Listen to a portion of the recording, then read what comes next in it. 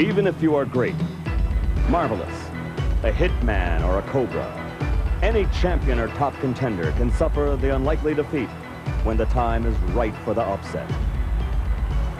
Top Rank presents the upsets.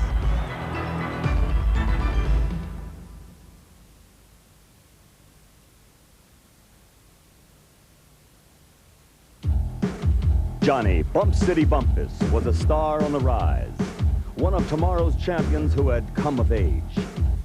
Gene Mad Dog Hatcher, a tough Texan considered to be short on ability, but long on determination.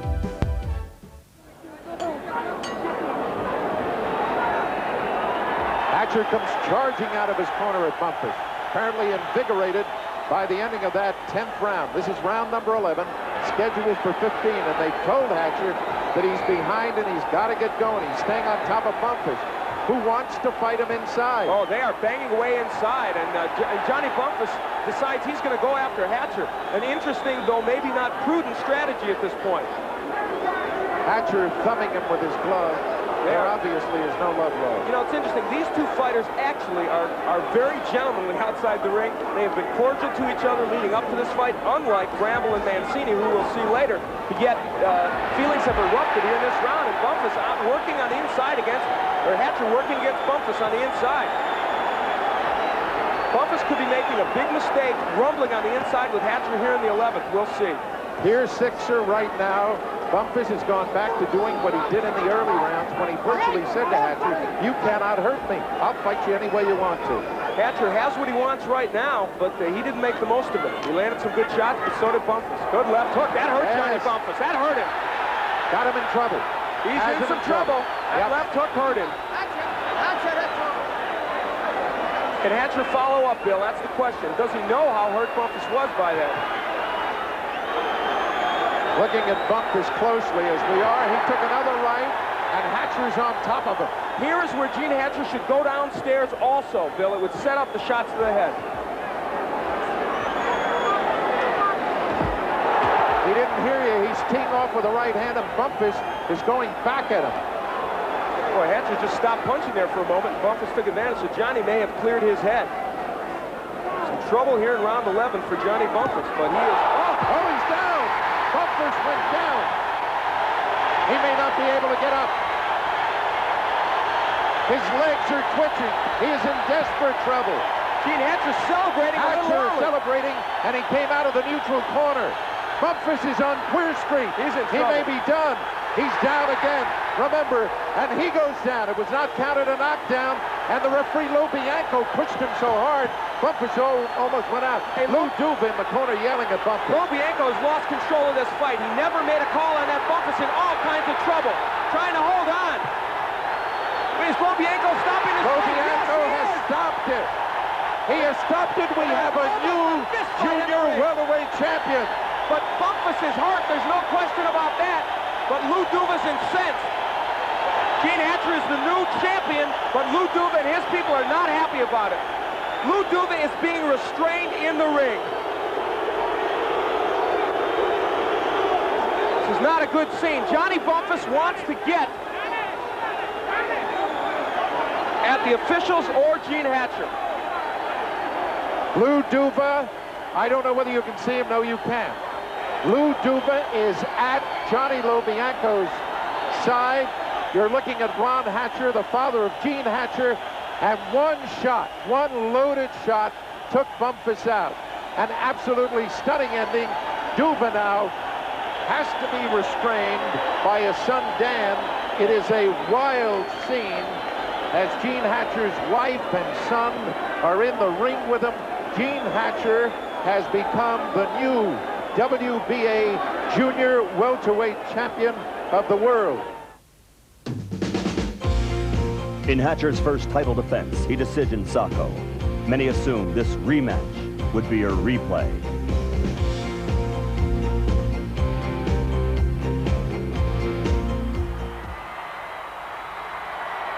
Gene Hatcher wading in against Sacco as usual, but the Italian counterpunching extremely well as he has throughout this bout.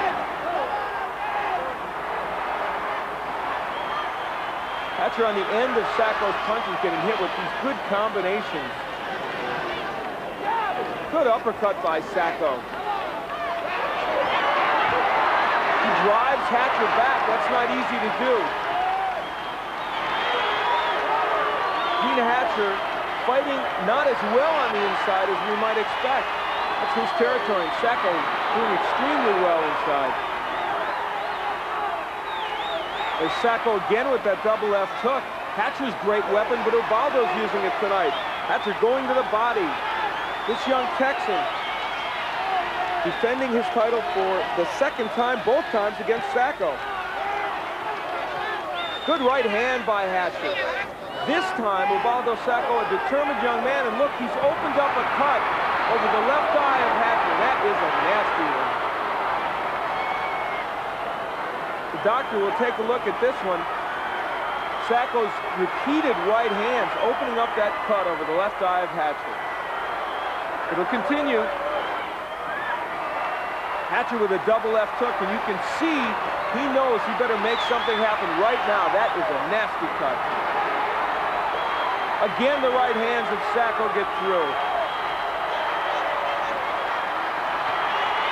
The combination punching of Sacco has been impressive.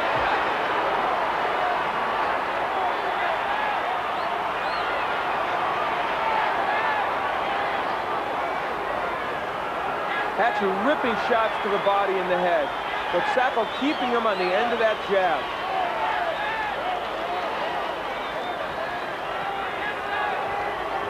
Superb boxing job by Sacco, and look, on the inside, he's just as strong as Gene Hatcher. That'll do it for round 8. And they'll have a lot of work to do in that corner. There's Joe Berentes, the cut man for Hatcher. He and manager Dave Gorman concerned, and why not? Hatcher has a history of cutting, and it's haunting him here tonight.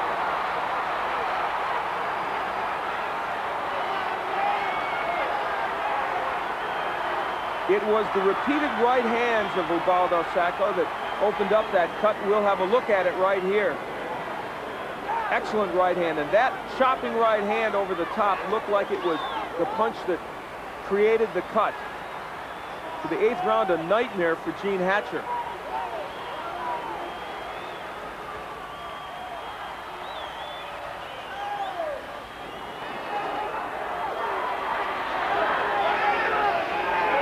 Hatcher continues to press the action against Sacco. He needs to. He's been battered around for 8 rounds. Bad cut over his left eye, and Ubaldo Sacco giving the champion a boxing lesson. Another good right hand by Sacco. The cut is reopened, and it's over. Ubaldo Sacco has upset Gene Hatcher. Well, after losing a tough decision to Hatcher before, this time Sacco comes through and wins the title. And Gene Hatcher's got to be wondering, why'd I fight this guy again?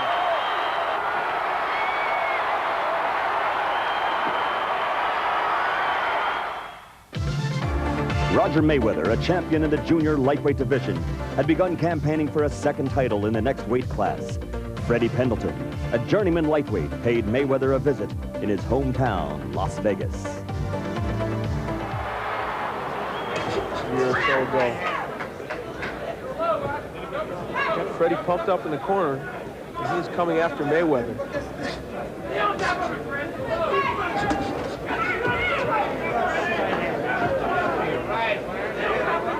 Sixth round of the scheduled 10-rounder between Roger Mayweather, the former junior lightweight champion of the world, and Freddie Pendleton. See Mayweather backing up exclusively now. Work inside, Freddie. Whoa, how goes Mayweather? He's out, and still backs him up. He was caught up in the ropes. I don't know if Roger Mayweather can make it. Wow, is he wobbly. No way, it's an upset. Pendleton is going nuts.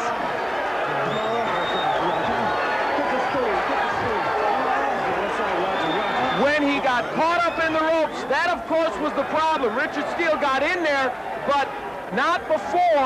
Freddie Pendleton had nailed Roger Mayweather with some good shots. Yeah, Freddie Pendleton is pumped up, and why not? He invaded Las Vegas for the first time, and he did a number on Roger Mayweather. John the Beast Mugabe's attempt at the middleweight title ended on the canvas, KO'd by Marvellous Marvin Hagler. Back fighting at 154 pounds, Mugabe was on the prowl once more against Dwayne Thomas.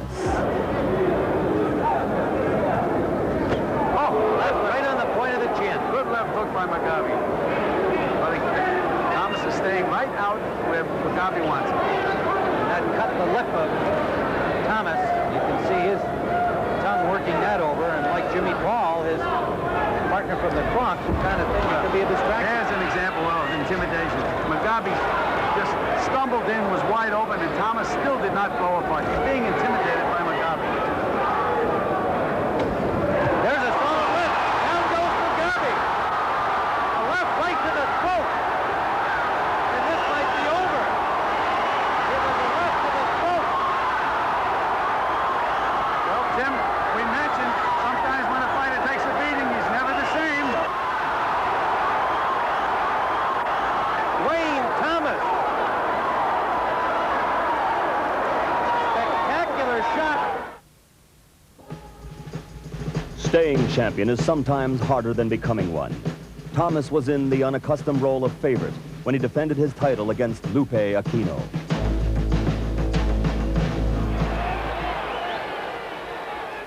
Thomas pushing forward, trying to find something that will turn this bout around, and he doesn't have much time to do it in. Less than 3 minutes. It has not been a sterling performance for Dwayne Thomas. He has been lethargic, and he has let Lupe Aquino dictate the pace of this fight.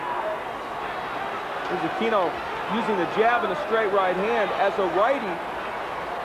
And he has really bedeviled Thomas with his style, switching back and forth from lefty to righty. Look, now he's a southpaw. Right hook. There goes Thomas. Down from a big right hook by Lupe Aquino. The champion flat on his back, jumps up, beats the count. And now Lupe Aquino goes in for what he hopes will be the kill.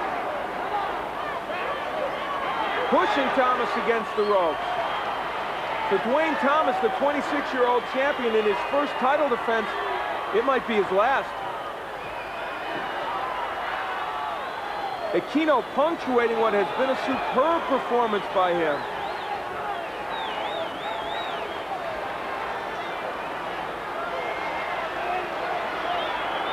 Thomas back on his heels, being ripped to the body and the head by Lupe Aquino. The referee has a talk to both men. It's been that kind of fight throughout. These repeated warnings to both fighters for fouls. And that'll do it. Big 12th round for Lupe Aquino.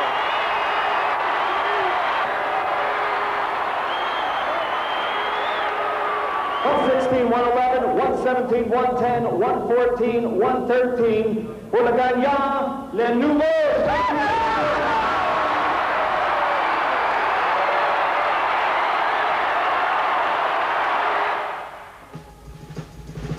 Matthew Hilton was an undefeated champion on the fast track to superstardom. Unheralded Robert Hines was a product of the Philadelphia Gym Wars.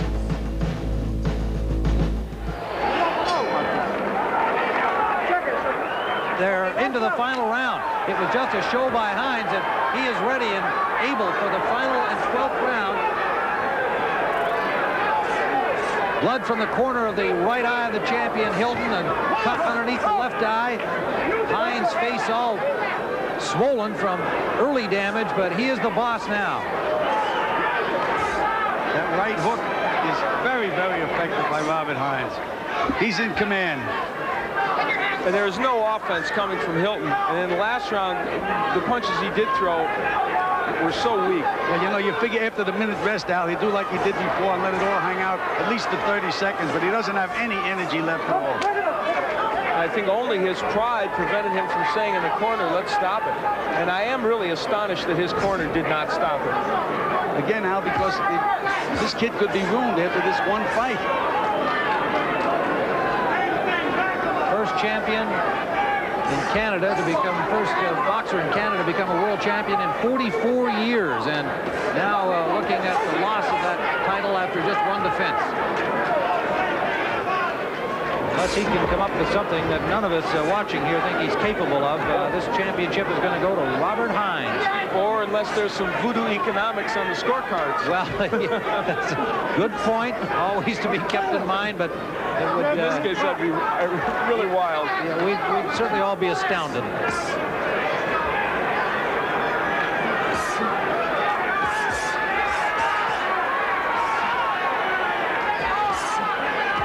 All of this punishment is unnecessary. Absolutely. Punishment he's taking now is unnecessary. In the last 2 rounds, it has been. You hit on it about 3 rounds ago that he was starting to fade so badly that it could be stopped.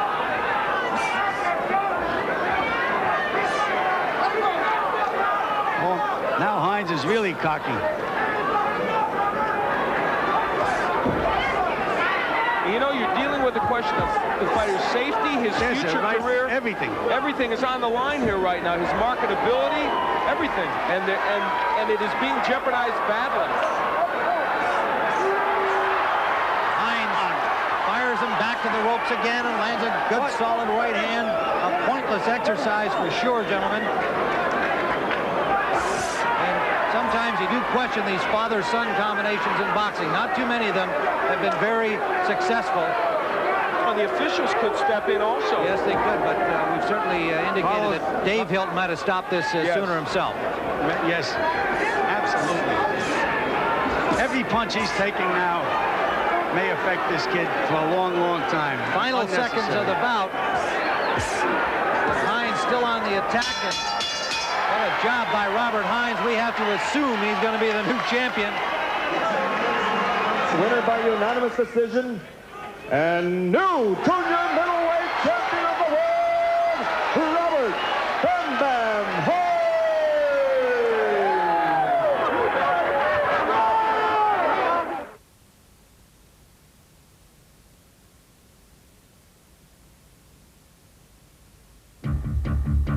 Victor Galindez was the dominant light heavyweight in the middle 1970s. The inexperienced Mike Rossman seemed to be an unworthy candidate for the Argentinian's 11th title defense. Got a lot of blood on Rossman, but it's all coming from Galindez. Galindez took a good straight right hand that time. Galindez taking combinations, lefts, rights, and finally a right uppercut. And the continuous body attack of Rossman is awesome. It is sapping the strength from his legs, from Galindez's legs, and he doesn't know what to do about it. Rossman looks at his corner, and that's not a good thing to do. I thought for a minute that Galindez had been cut on the right eye, but I guess maybe that's The just... punishment is awful now. The punishment Rossman is inflicting is awful. The referee could stop at any time. He stops the fight! And he does! Oh, that's it! We have a new light heavyweight champion of the world! Carlos Caracol, the referee! And Rossman is ecstatic. And it's round 13. This young man from Turnersville, New Jersey, is in disbelief of what just has happened here in the It is Superdome. an incredible victory. An incredible victory. A boy that beats man. Hilmer Kenty was the first in a long line of champions from the Kronk stable.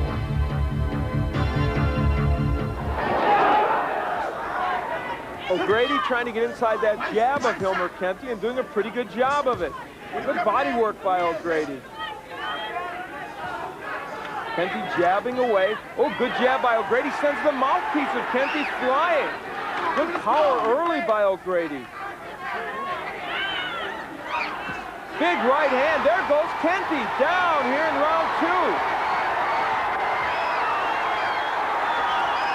Wow, what power by Sean O'Grady.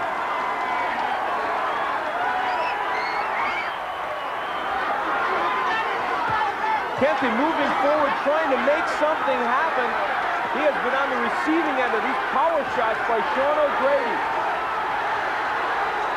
O'Grady, the youngster from Oklahoma City, came in here unheralded by some, even though he's had already one shot at the world title. Still, he is dominating Kenty. Hilmer trying desperately to fight him off. The body work of O'Grady has taken its toll, and there goes Kente down.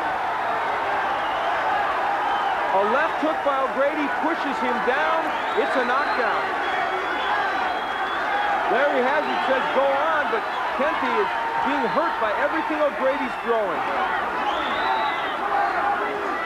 Big right hand. Again, O'Grady hurts Kente.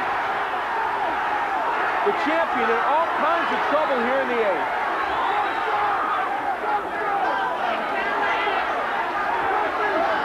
Sean O'Grady has been too much for Hilmer Kente.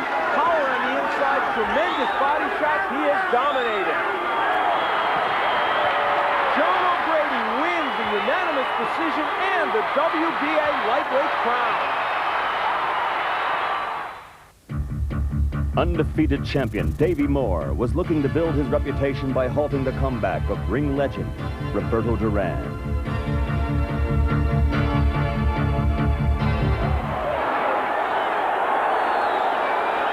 Davey Moore running on empty. Moore in trouble.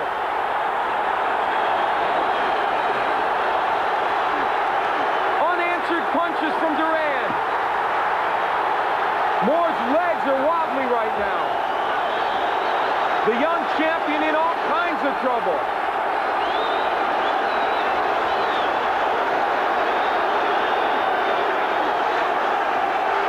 Overhand right by Duran. And another, and there goes Moore. With only seconds left to go in the 7th round, Davey Moore is down. He's up at 8.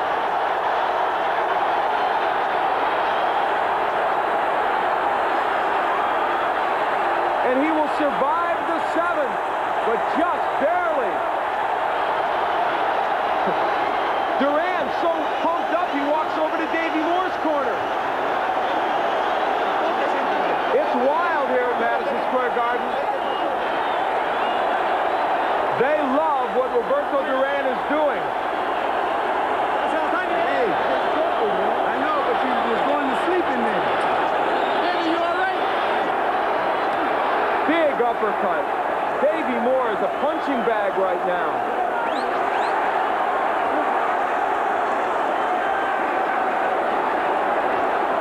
Duran can't put him down, and the referee just won't step in.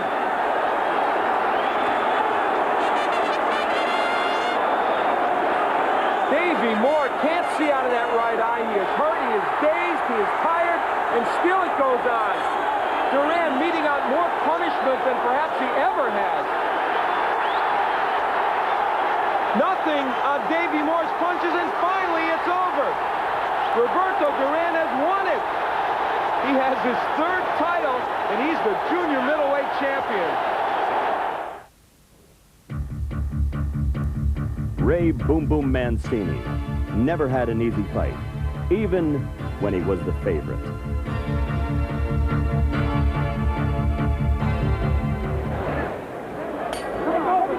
A very important moment in the 14th round. Ray was wobbled at the end of the 13th and took a circle route back to his corner. They know it, both of them, Mancini and Bramble.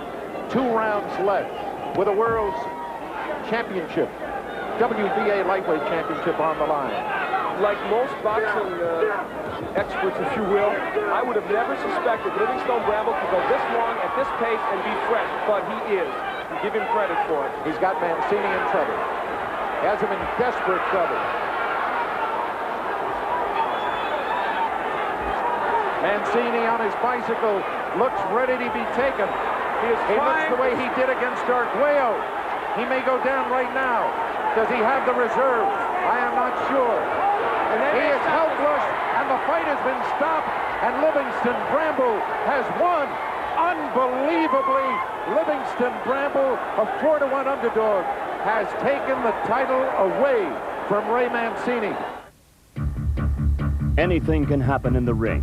One punch can cost the champion his title or give an underdog the advantage.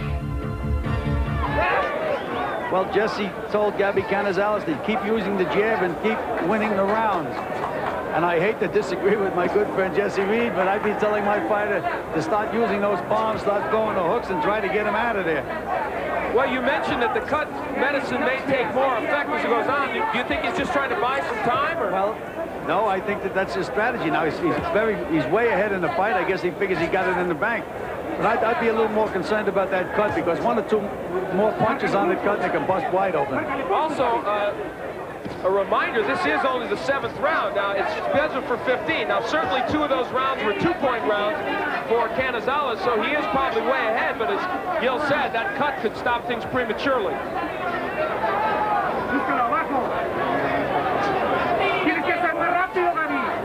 Sandoval gaining some confidence here, landing the jab, still not throwing much behind it, however. And still standing dead still. And now they've turned Canizales into a boxer, Al. And he was very effective when he was just walking in and throwing those combinations.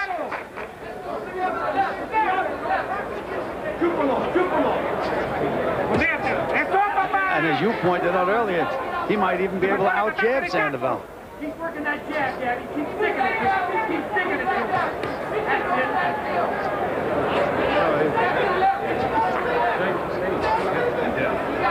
That's the way. Work the left hand. Work it.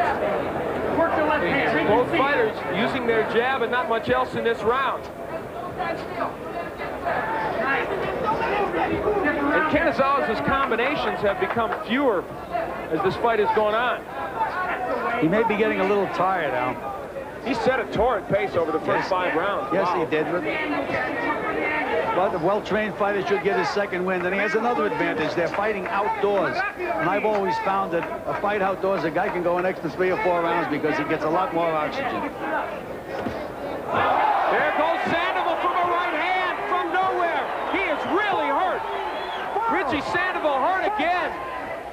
Al, if he survives this, it's going to be a miracle because he was really hurt. For all the world, it looked like it would end in the 5th. Now we're in the 7th. He's been down again. A jab sends him down. 3, 4, 5, 6. Remember, Al, 3 knockdowns and the fight is over. The 3 knockdown rule is in effect. 1 more and Richie Sandoval, his history and his title is gone. He's down. That's it. The 28-year-old from Laredo, Texas, has done it on his 2nd try. Sometimes the elements can help set the stage for an upset. Such was the case when McGuigan fought Cruz in 100-degree temperatures.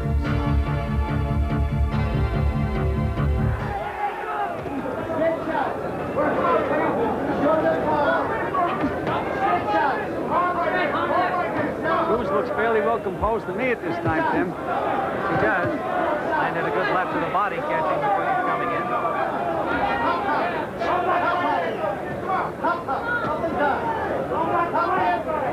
It seems that McGuigan's jab bothers Cruz on the cage. Hit with a good jab and take 3 or 4 steps backward. Yeah, I think that one landed right on the nose where you picked that up, Gil. Stung him. Now Cruz backing up. Every time he backs up, he's still looking to counterpunch, though, hoping to lure McGuigan in and let that right fly. That's right, always looking to nail him with the right. That's why McGuigan is a little tentative. 2 good digs to the body by McGuigan.